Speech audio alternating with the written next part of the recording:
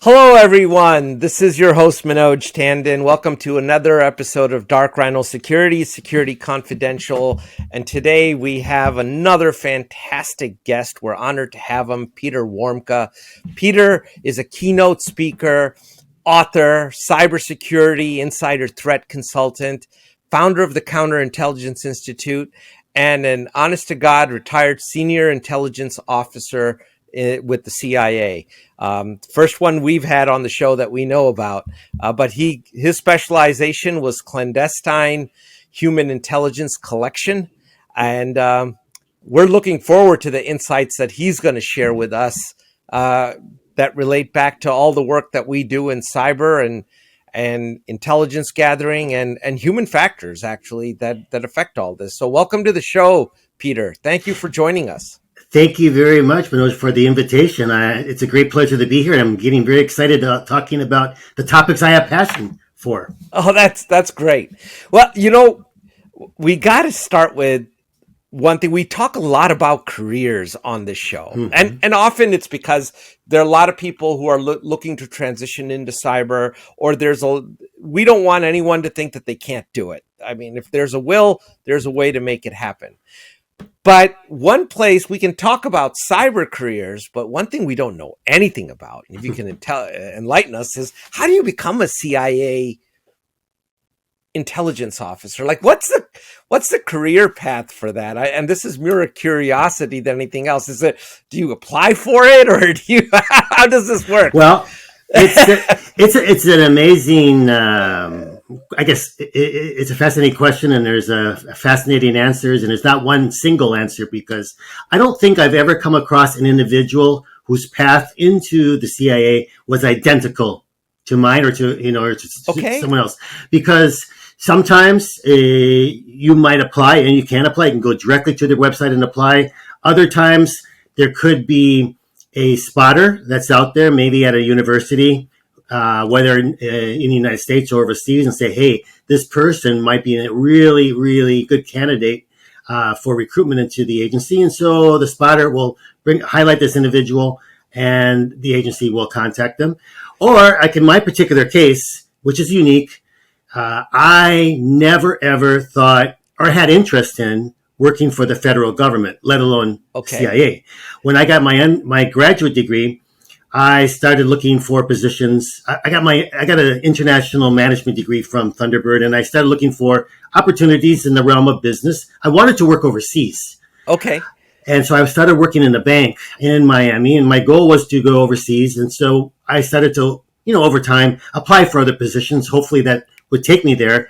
And there was a position advertised in the Wall Street Journal at that time that was really fascinating. It seemed to hit, all the boxes that I would check as far as an opportunity for working overseas, working in an environment with having background in economics, business, foreign language, having lived overseas and or traveled overseas. It sounded like a perfect fit. So I sent in my resume, and I got a response back asking my authorization to forward the resume on to one of their government clients. Okay. And I thought, this is kind of hokey. Yeah, I didn't act upon it. I put the letter underneath my night table. And later on, my wife said, whatever happened to this letter? And I said, well, I didn't respond because it just seemed like a really strange, hokey, I don't want to work for the government. And then she said, well, why didn't you send it in? Respond to it. Because I had a sign authorizing them, right? And I said, okay. I sent it in, even though it was after the 20 days. You had 20 days to send it in. And then I was 2 weeks after that, I'm coming home from work, and my wife tells me when I get home, they called you from Washington. I said, who? They wouldn't say, but they're going to call back at 6 p.m. And so in those days, we had landlines, not cell phones. And so I get the phone call right at 6 o'clock, and we were on the phone for a good hour and 15 minutes. They identified themselves from the get-go as the CIA, and we had a nice chat, more one-sided, asking questions of me, I think, to see whether or not there was anything in my background that could pose a problem from a security standpoint of being able to pass a background investigation and be able to get a clearance. But it was intriguing and they asked if I would want to pursue a potential opportunity. They said they had a lot of different positions for individuals to work overseas, not just domestic. I said, sure, I wanted to. So they forwarded me a packet of information, literally in a manila envelope, probably about 4 inches thick, with everything you can imagine. I filled all that out and I sent it in. And then I was called to Washington for a series of interviews, and I really found the prospective job as fascinating. So even though I never thought about working for the government, I did not pursue trying to apply for the agency. They basically got to me in another fashion, and so they use those type of techniques. I wouldn't be able to give you percentages of what percent actually applies directly. There are quite a few people that apply and never hear, but that's how I got in. That's so fascinating. Then tell us a little bit about how did you end up in the human intelligence business? You were working in banking, you have a management degree, and now you're into human intelligence gathering. Was that a choice? Like when you join the Army, you get a roster of positions that you can get into, or is it something that they assign to you and you develop? Well, I think a lot of that is based upon their assessment of you. They do a lot of different types of, they have a lot of assessment tools. And I think at the end of the day, they look at a number of things which could make you attractive as a potential HUMINT, a collector. Because, we have people on the other side that are a lot of people involved in analysis, collecting of open source and using intelligence and coming up and writing up products for, the consumers of intelligence. I would not have any interest in that naturally, but they never really told me, hey, you can choose this or that. Based on their assessment, they found that I would be a good candidate for their HUMINT program.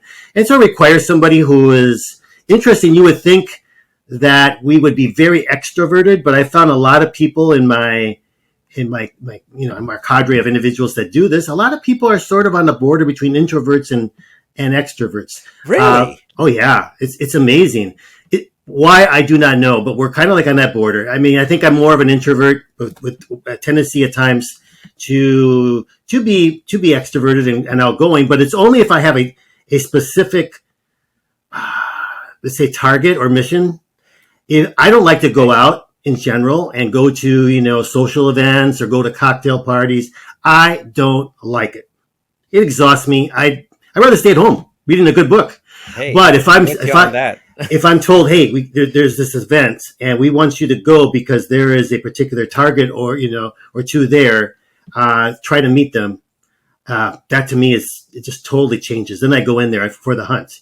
I go in there for the hunt. I'm focused. I look for the target. I find a way to begin to speak with the target, and I develop, the onset of a relationship, potentially with that target. And it's just different. You just turn it on. You turn it on or turn it off. For me, at least. So let me ask you one of the stupidest questions, but I know listeners are going to be wondering this thing. So I'm going to ask it. How hard is it to convince someone to do some things in our interest that may put their life in jeopardy, actually, in their nation that they're working in or are a part of? Oh, it's a very good question. It's not a stupid question. It's not very hard. Okay. Really? It's surprisingly not very hard. Part of it depends on the culture in which this individual is coming from, right?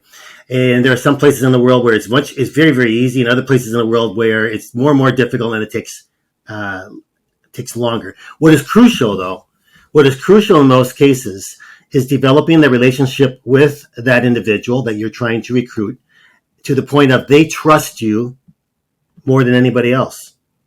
They trust you more than their family members. They trust you more than their significant other. They trust you, and it's based on this trust. Really, if you're not building this trust with that individual, it's very difficult that you're going to be able to pitch them and they're going to say yes, unless they're pure mercenaries, right? If what you're giving them is say, I'm going to, this is what I want you to do. This is what I can compensate you with.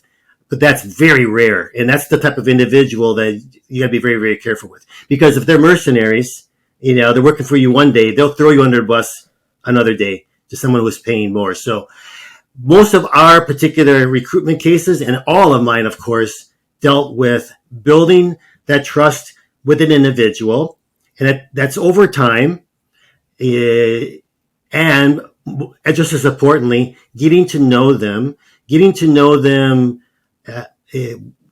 their motivations, their vulnerabilities, really know what buttons to push to get them. Manipulation, this sounds like an ugly word, but it's, we all manipulate people. Our children manipulate us. Manipulation. Big we learn time. to do that, That's right? the best example there is. We do. So, but it's manipulation. As an intelligence officer, your goal is to recruit an individual who can provide you with or facilitate access to that intelligence that you need for your country, for its national interests. Of course, you don't want to put your source, the individual you're trying to recruit, you don't want to put them in harm's way. You want to protect them. And we use a lot of different measures to protect them.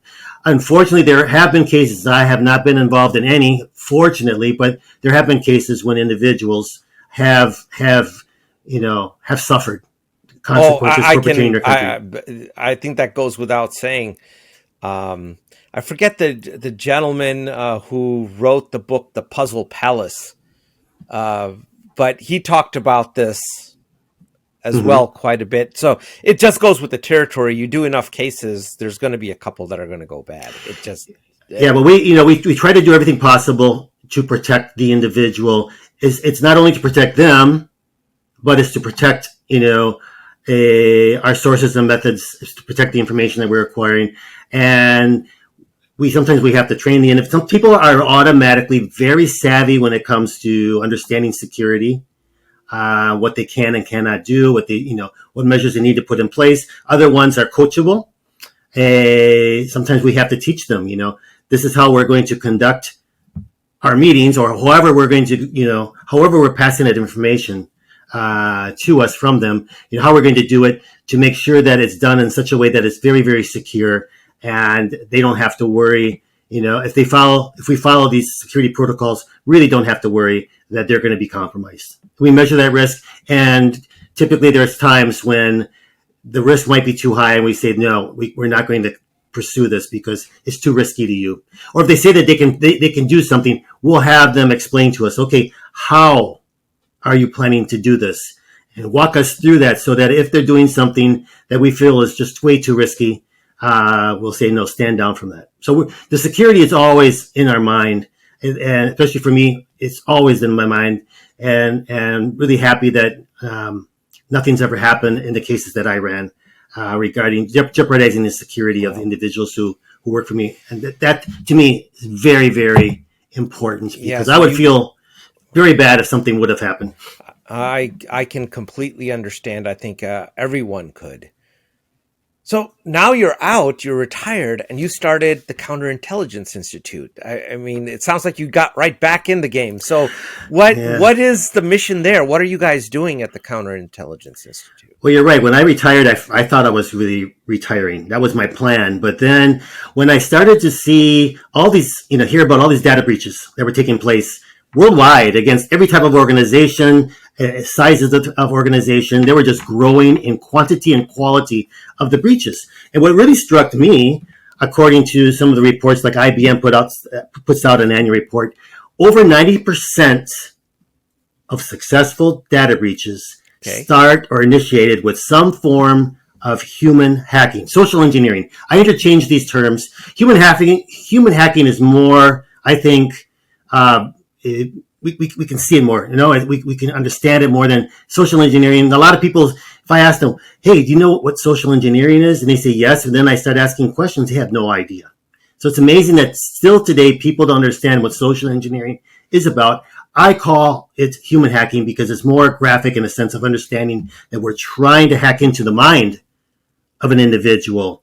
If we are trying to manipulate, is that a rabbit hole? I think that to go down, because there's levels of human hacking. Then I remember seeing, when we were researching a little bit about you, you did a TED talk where you actually went through someone's trash and you pulled out and you pulled out all the things, and you got to know who their doctor was and what prescriptions they were on, what their love interests were, everything from the trash, right?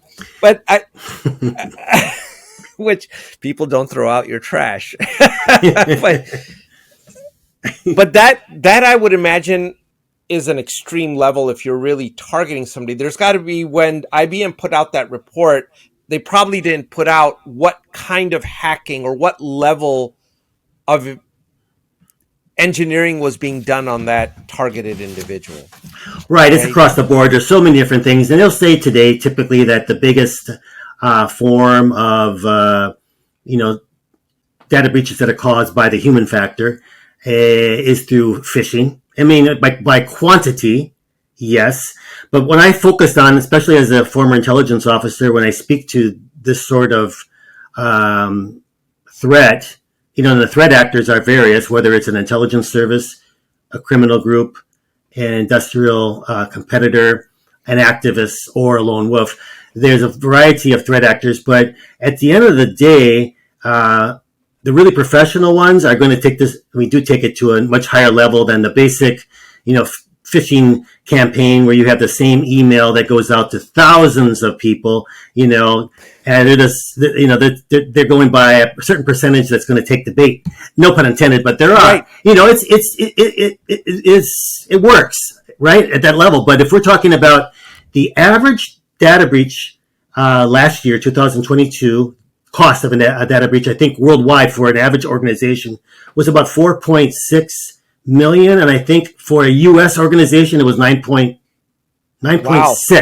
Yeah, that's average. That sounds about right. I think we have a presentation slide somewhere that's right in that ballpark. It talks about those numbers. But what's even scarier, in my opinion, is that the vast majority of data breaches are not reported. So we're just seeing the tip of the iceberg when we talk about what is this costing. What is it costing our economy, let's say, or a nation, because so many of the data breaches aren't reported? Because think about, why would a company report a data breach if they don't have to? If they legally have to, that's one thing, right? Right. And even then, they sometimes find ways not to do it. But right. So there's a lot more problems with this than we're aware of, that people are aware of. And so this is a growing problem. And I think one of the reasons why it continues to grow, there are technical controls, there are technical deficiencies, but one of the aspects that, in my opinion, is not given enough attention is the fact that a lot of these breaches are happening because of the manipulation of insiders, right? And so, even if you look at, we probably have had previously individuals on your show who talk about insider threats. Yeah. That's a word that goes out, and some companies are focusing on it.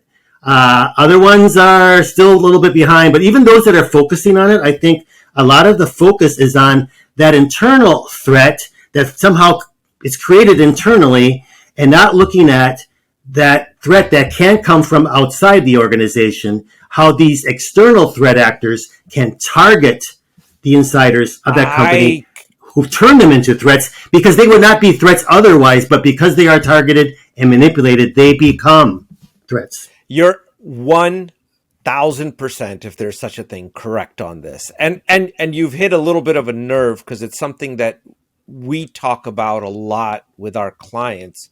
And we always say that, cybersecurity is not a technology problem. It's just not. It is a business problem. It's a problem of human behavior, right? And you can put all the technology in the world out there, but if I walk in through your front door and you open that door for me and even lay out the red carpet in some instances, what are your controls? And there's umpteen examples of it. And I think you used one about a woman who liked puppies, I think it was, and she got socially engineered. Give us some, when people think of this, and I'm going to ask you about some techniques and approaches, but also approaches first and then techniques. When people think of insider threats, a lot of the things is that this must be an evil person, that they have ill intent towards the organization in their heart. And that's not necessarily the case usually. No, you're absolutely right. I think what I want to start with, though, is a quick mention. I think one of our problems in this industry is using the term cybersecurity. I think we should probably get rid of it. I think it tends to have us believe that it's something that's intangible, that it's through the networks and it's technology. What would issue. you use? I think I would just maybe use the term data security, because it's not.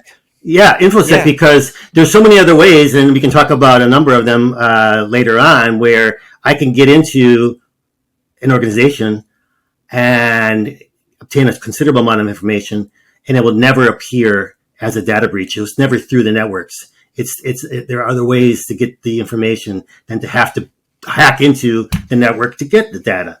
So, I mean, and those things are typically not discussed. Even if you look at a typical cybersecurity certificate, let's say, right? Certification programs. Yep. How much of that is devoted to social engineering? Very little. It's giving very little importance. And I mean, to me, it's just amazing, because this is such a growing problem. You hear people talking about social engineering and the human factor, but within the training of our experts, future experts in this industry, they don't seem to be getting the enough attention of this aspect of the problem, in my opinion. I'll tell you, let's take a little side detour here. So personally, I am on the advisory board in the computer science department at Slippery Rock University, and for the cybersecurity program. And we've actually had these exact discussions of what you're talking about, that a lot of it is on technology, but where is getting into the mind of the hacker? Where's understanding your adversary? I think the challenge there is that as technicians, largely, right, as technical operators, that's a topic that is not something that's within our frame of reference. So if you were going to do that, and I hate to put you on the spot, but if you were going to have our modern cybersecurity or information security professionals get into the mind of a hacker, what elements would that training involve? What do they need to learn about? Okay, there's a lot of different motivations for a hacker. Okay, a lot of them. Let me just mention a few. One could be revenge, right? Okay. Actually, that's one of the biggest motivating, or one of the most powerful factors of recruiting somebody to actually breach the security of their organization and provide information, whether it's to a criminal or to an intelligence service, is they're wanting to get revenge against their employer. Really? Believe it or not. Oh yeah, it's very strong. It is very, very strong. Another one is ego. Okay, they believe they're smarter than anybody else, and the fact that they're able to do this, they feel power, ego, that they can outsmart anybody else in their company or their organization, and undertaking a breach or being able to hack into a company. So ego is very, very strong. So fulfilling this sense of I can do anything I want to. I'm very smart. Another one, of course, if we're dealing with an intelligence service, is going to be loyalty, patriotism. Think about that. There's a lot of hacking going on by intelligence services, and and just as we, myself as a former CIA officer and my colleagues, we were very patriotic. It's at the core, not the only motivation, but a strong motivation across the board. We are doing this for our nation. This is how we justify it. This is what motivates us. If you're dealing with the Chinese and intelligence service, the Iranian, Russian, I'm sure that patriotism is also a strong motivating factor for them. There's the joy, somewhat similar to ego, but the joy of having a challenge. Hacking is a challenge, Oh yeah, to see if it can be done. Can you get in somewhere where you're going to show them? Yeah, and sometimes it requires a lot of creativity. So it's not like you just use necessarily the same tool every single time, but going against harder and harder targets and having to be very creative in doing that.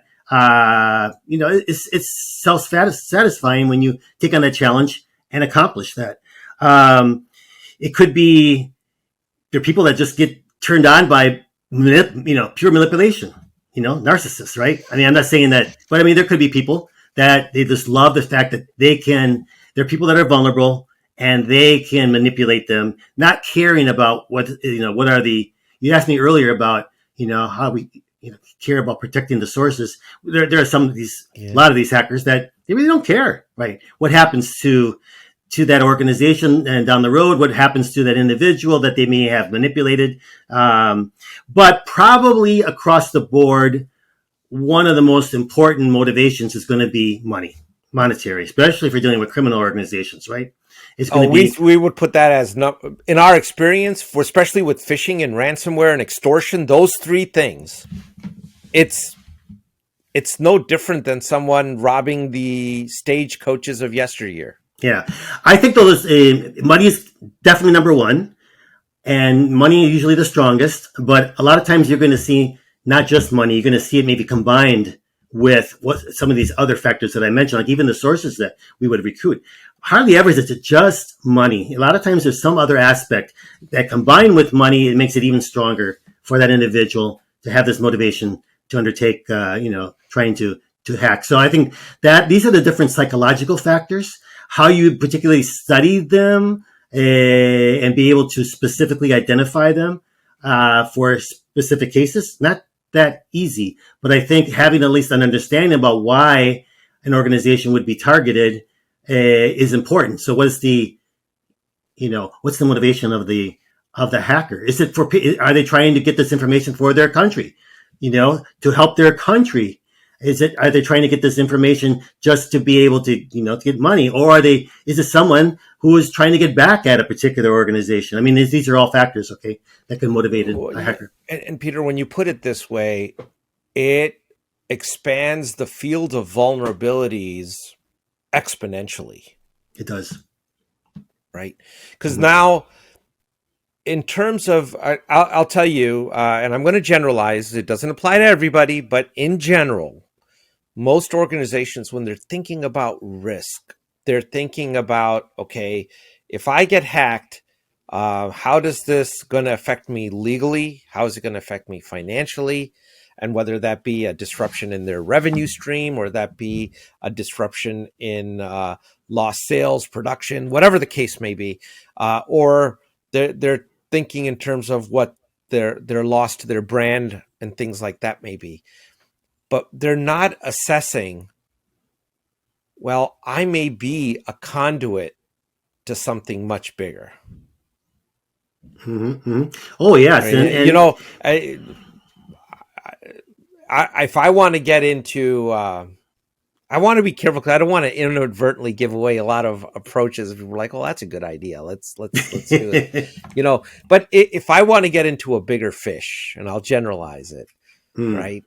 And they're pretty solid, and I don't want to hurt them just now. I want to lie low and wait, kind of spread my tentacles, sit there, wait for the opportune time. Maybe I'll sell that intrusion to somebody on the black market, and they can do with it whatever the heck they want to go do with it. That conduit may be a source of much smaller players out there that are easy to get to and are not even thinking that they have human vulnerabilities that could open these doors. No, you're absolutely right, because a lot of we refer to them as hard targets versus soft targets, right? Those big fish are typically considered, harder targets. Hopefully they should, not always, but hopefully they should be harder targets. But the ones that are softer targets are typically these organizations that think, hey, why would anybody target me? I don't have much to offer a criminal group and nothing to offer an intelligence service, but not realizing that they can be a conduit to that larger fish because they have some sort of relationship with that harder target. And I think it was at least in 2021, I think 52% of data breaches of harder targets was actually utilizing the softer targets. That's incredible. Yeah. So using the vendor, some organization had a relationship with that organization that they use as a conduit to get there. So it's a growing problem And that's So why that's third party risk. 52%. I didn't realize it was that large. If it, that number should give anyone listening a pause for concern, and to think about third party risk in very different ways. Yeah. I mean, just think about it. I mean, you heard of, not to get off track here, but the Panama Papers? I don't know of them directly. I've heard the term, but what was the whole story? I mean, it's a law firm based in Panama that had branches throughout the world, and they specialize in setting up offshore companies, basically to hide who the true owners of money was, right across the board. So this organization it's unclear whether it was hacked into, this law firm hacked into, or somebody from the inside provided the information, but it really disclosed so much information about all their clients that included top political figures around the world. But the reason being, people don't think of a law firm as, why hack a law firm? You hack into a law firm and you have access to some of the most important information that their clients are providing. So it's not only getting that information that the law firm has, but potentially even leveraging the access, the conduit of that law firm to get into, so you have law firms, you have consultancy firms, you have, CPA firms, you have, staffing companies that have particular access to companies. You have, outsourced IT management firms. Think about your typically outsourced IT management firms, how many clients they have access to. So tons of them. I mean, so it's just, recently there's been a couple cases with that. I mean, Okta got hacked because they had a contractor whose laptop was compromised. I'm generalizing, but yeah. So, I mean, and when I speak about this topic, I kind of bring that out and I say, listen, no one should consider that they would not be a target. We are all potential targets out there, and we can all potentially be utilized to get to the bigger fish. So we all have to have our guard up, and we have to be very, very cautious, and we have to, institute for our employees, security awareness, because it's not just what can happen to us, but more importantly, how we can be used to, as you mentioned earlier, create even more, a bigger problem that we might be somehow responsible for. So how do you protect against something this broad? You mentioned employee awareness, but how does an organization actually do this and have some measure of success?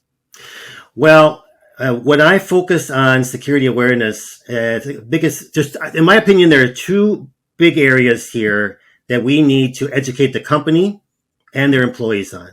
One is the information that they put out there in the public realm, both as companies and as individuals. And understanding, and when I give presentations, I show a lot of different examples of things that people put out there, companies that put out there, that can be leveraged by human hackers, that actually make them more vulnerable. And the companies don't realize how that information can be utilized, but it is being utilized. So, whether they're putting it up on their website, they're putting it on their social media, they're putting it out via public service, PR announcements, or employees that are posting pictures online of themselves in the workplace. I mean, I just show so many different examples of information that's picked up by, that's kind of like the first. Please give us some examples. First phase of human hacking is going to be collecting that open source, that OSINT, right? Information.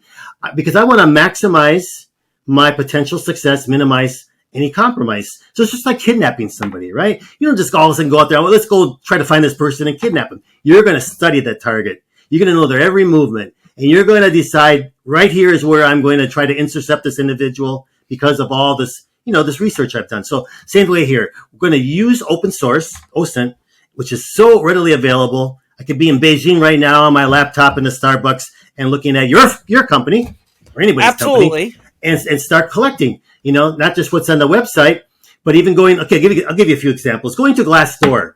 I think all of you understand Glassdoor. Yeah, it's where everybody goes to bitch about something. Right. So I can learn about, what is the morale within a company? Are employees happy? They feel like they're being treated well. There are great opportunities, or they feel like the management sucks. That they're just being worked to death. The benefits are terrible. It's just not transparent. They hate it.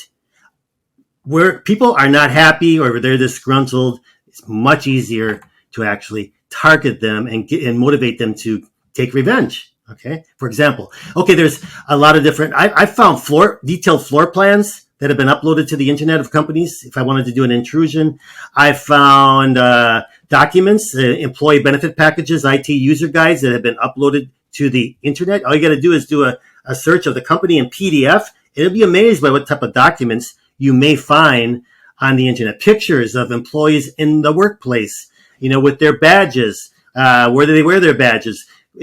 What's on their computer screen at the particular time? The computer peripheral equipment that I can see in the background.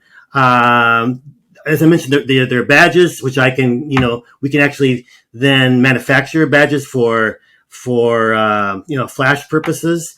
We can also learn about, I'm just trying to, there's a lot of different things when it comes to the open source. But for me, the most important aspect of open source is identifying potential insider candidates.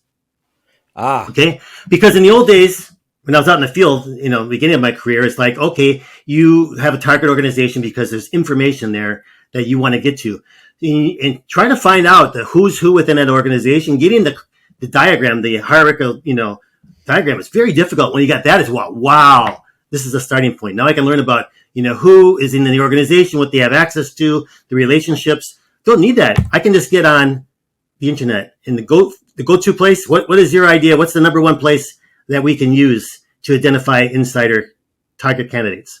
Any idea? Yeah. You know what? I would be going to Instagram and Facebook and seeing what people are interested in.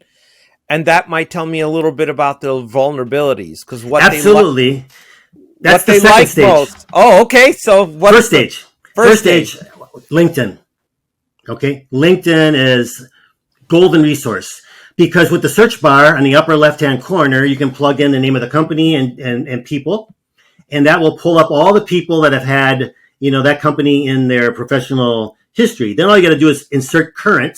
It means currently work for that company. Then that will greatly reduce it. Then depending on what you're looking for, you can put in the title of the individual, the geographic location, or maybe the university that they went to. And you can whittle this down to a very manageable hit list, if you want to call it that, or target list of individuals, right?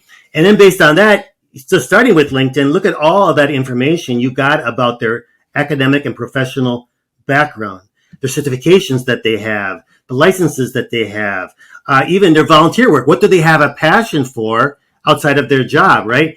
Then we go on to those other ones that you mentioned. Facebook, learn all about your hobbies, your interests, your favorite foods, favorite restaurants, where you travel to, who did you travel with, where are you planning to travel in the future. Go on to Instagram, learn about your pattern of life. Because people are going out, taking a picture. I'm here. I learned their routine, because learning their routine, their pattern gives me an opportunity of being able to predict where they're going to be at what time if I want to actually bump them. Okay. Then I can learn from their Twitter. I love it. Here I get into their mind. Okay. What are they thinking? Right? What are their political leanings, religious convictions that they have? What are their pet peeves? I can learn so much from Twitter. And then, of course, there's other ones there. You got all these other platforms, right? But my favorite would be LinkedIn, Facebook, Instagram, and Twitter, as far as those four that I would use, first of all, to target and assess that individual, learn about their motivations, learn about their vulnerabilities, and create this personality assessment profile based on what I can find about them on social media. Now, you're younger than me. I am a vintage, and I remember the world before internet. I remember the world before social media. How many people really knew you? Okay, a couple dozen before then. Yeah, it would have to be close people. Now, I mean, we have, we all have our profiles out there, multiple profiles, and there's like 4.9 billion users of social media on the platform. So just think about, I don't have to invite you out for a coffee or lunch to get to know you. I can sit back once again from my computer in Beijing, and I can collect all this information about you. Oh yeah, and in my case, being a podcast host doesn't help the situation much either. So yeah. So then with that, that's kind of like the collection phase and targeting of individuals, and then I can develop a variety of different types of ploys social engineering techniques to actually target them, try to manipulate them. Okay. So would at that point, so you would then go into the phase of crafting what the compromise plan is, and Right. and that could be, it could be anything. I guess it could be approaching me with a phishing email on a topic that I care about, maybe. Right. In this Or case, we would talk about it being directly spear phishing because I'm creating that message that's probably going to one specific individual. And if we're talking about the average data breach worldwide costing 4.6 million or 9.6 million in the United States, we can, that's money. We can invest a little bit of time, and it doesn't take much to target specific individuals. So we can create that email. We can we can befriend you on LinkedIn or another social media platform. And just as an email, these communication, just mean to communicate, connect online in those platforms that also will carry that malicious link or will carry that malicious attachment. But doesn't that give up your identity? No, I can create a fake profile. So easy. There's so many fake profiles out there. I come across them every day. I think LinkedIn today has almost 800 million profiles. And if we were just to say a very conservative estimate, 10% of them are fake or 5% of them are fake. Wow. Think about how many, and I'm not exaggerating. There's a lot of fake profiles out there. They're so easy to set up. I kind of run through in my training. I run through, how easy it is to set up these profiles and how you can set them up with them being very difficult, very, very difficult for LinkedIn's algorithms or even someone who's very savvy to be able to detect that they're fakes. But then there's so many that are not quite that professional. And what are the things you should be looking for when you're able to, when you get this invitation from someone you don't know? And but this is even changing because before I would mention, okay, you got that photograph, right? On a LinkedIn, you could do a reverse image search, right? And if you see that image and there's someone else's name, that's a red flag, right? Or if you're reading through the profile and some of the stuff is not well written, because a lot of this is coming in from people that are not necessarily have English as a native language. So you can see these sort of things that just don't quite make sense or a little bit weird, or it's too perfect. Someone has actually cut and paste the narrative from some other, personas on LinkedIn or other parts of the web. But now think about it. We've got two different things when we're talking about advanced AI technology that changes the game. With pictures now, these pictures can be computer generated and they're almost flawless. So we can create a new profile where personality where that picture is, it's not taken from someone else. Where it can be discovered. Oh, that picture, is from another person. This is a fake profile. Or where that via the chat GPT, where you can create narratives now that are really well done. So these individuals, I'm sure they're doing it already, who are writing these profiles, fake profiles, they're already using these tools to enhance the appearance of these fake profiles. And so I tell people they got to be very, very careful when they receive an incoming request for a connection. You can't go by, they had over 500 connections. They must be legit. Now that doesn't mean anything. They have 40 or 50 or 60 endorsements from people.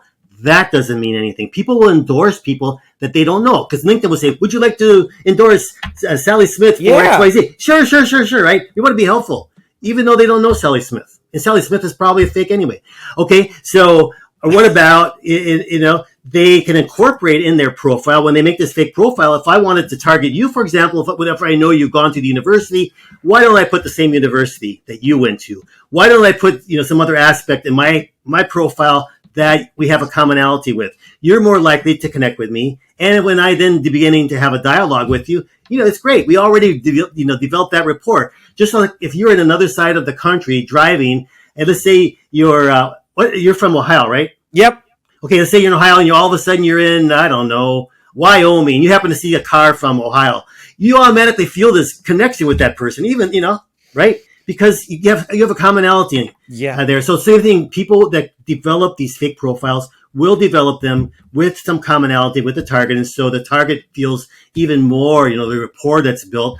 And then there's a number of different things that this individual could do. They could be using you to gain access to a bigger fish, someone that they maybe want to approach. But that person, they see that you're a mutual connection already with that target. They're more likely to accept. So don't go by number of contacts. Don't go by mutual connections. Don't go by number of endorsements. I mean, all these things, they don't mean anything when it comes to validating whether or not this persona is real. We have to be much more savvy when it comes to, if we're going to accept that invitation, we gotta do a much more due diligence. Wow. So you can't trust anything. So, the thing is that this is a ubiquitous, though, like LinkedIn as a platform in a professional environment. It's a tool that people rely on to some degree, right? Well, you're right. I mean, and people tend to get, when I speak about these things, they get a little bit paranoid, and I say, I'm hoping you're paranoid. Skeptic, a little bit of paranoia is healthy. We have to turn that into, how are we going to act now going forward with these things? Does that mean that we are going to be so suspicious of everything and we're not going to accept any connections? No, we should be, we should look at and try to judge whether or not this is a person that we want to have join our network and vice versa. But what comes more important is what happens next. So if we are approached, right, the danger is not that we are maybe in a network of someone who might be a malicious actor. The danger is when we're approached now and asked to do something. We're asked to undertake an action. This is where the art of human hacking comes to the threshold of when a hacker is asking somebody to undertake an action, whether it's providing information, whether it's to click on a link, whether it's to open an attachment, whether it's to, whatever they're being asked to do, whether it's to transfer money out of the account, right? We can talk about other aspects. Yeah, I can tell you that we've had clients that unfortunately came to us after they had willingly sent funds. Mm-hmm. They got social engineered to the point where, they looked at the organization, they found the types of communique that are sent to, how purchase orders are structured. They created a completely legitimate person to send money to, and organizations have actually followed through. That just as a matter of course. Oh yeah, this is a purchase order. We bought this thing from person X, and send them a check for $50,000. Mm-hmm. Well, one of my favorite techniques for social engineering is vishing. You probably heard of vishing, but for your audience that maybe is not aware of it, it's when a social engineer will utilize the telephone and pretend to be whoever they want to be, right?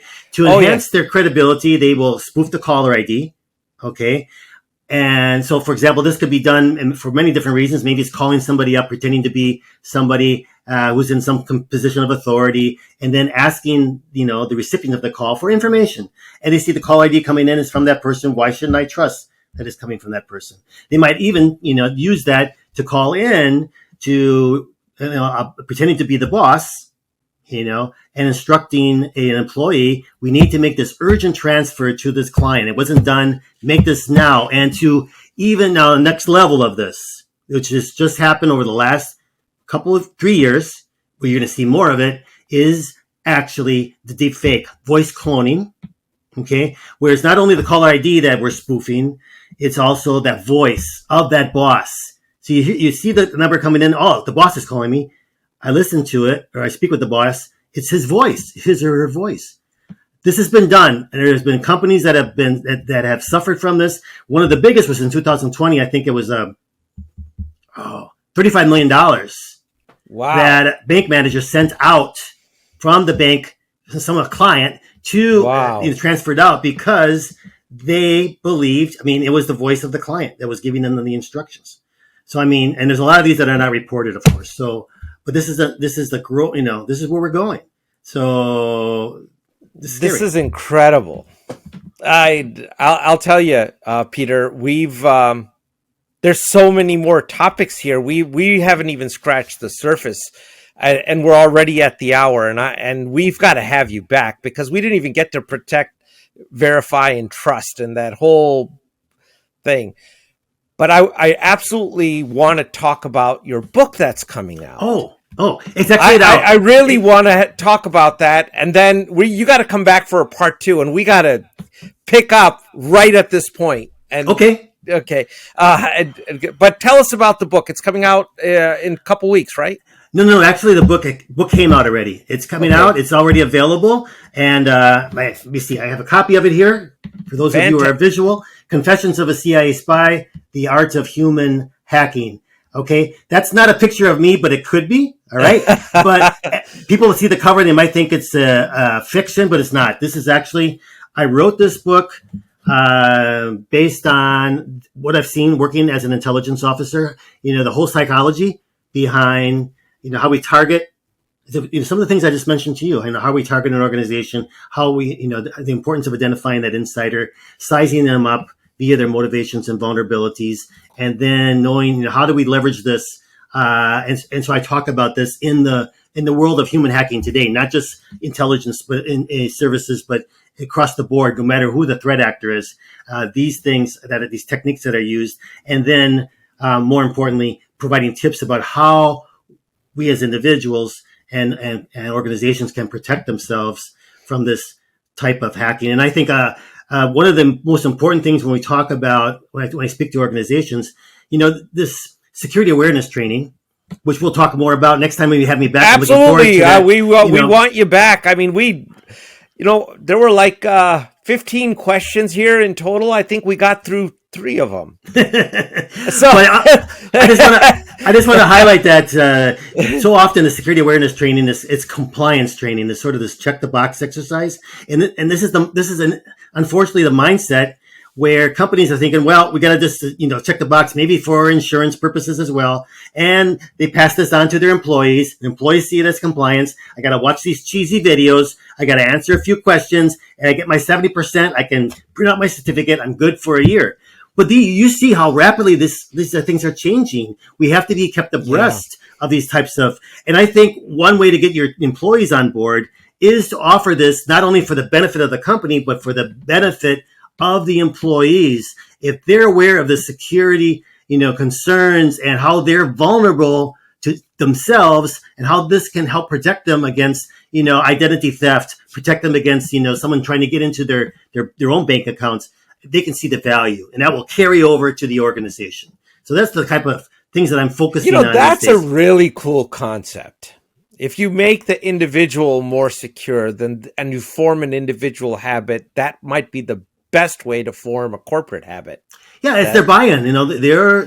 They'll see it as benefiting the organization as well, because once they understand the value. That's fantastic.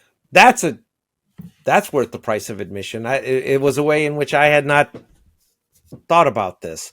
Mm-hmm. But wow, Peter, I tell you, you're a little scary, but fantastic. And we need to get you back. I think this is going to be a fascinating conversation. And how do people get a hold of you if they want to reach out to you, or they want to get you scheduled for training, or get involved with you? How do they do that?